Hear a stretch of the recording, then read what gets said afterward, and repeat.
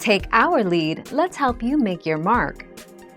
Our goal is your satisfaction. Let us show you the way. Like many electronic devices, the Roku stick can degrade over time. On average, most users notice that the device may slow down after 3 to 5 years of use. Additionally, older model Roku sticks may not have the hardware capacity to keep up with future software updates.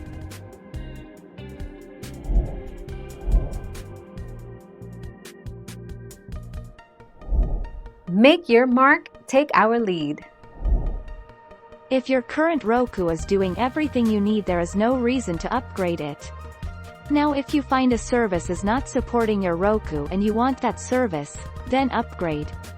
But if your current Roku player is offering you all the content you want, don't bother to upgrade.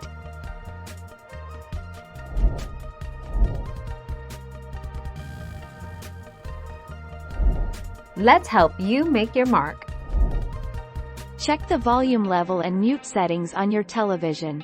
Make sure mute is off and that the volume setting is at an appropriately audible level. If you need help, check the documentation for your TV manufacturer. If you are using a composite cable, check that the audio connectors are snugly attached at both ends. Thank you for watching. Please subscribe and hit the bell notification.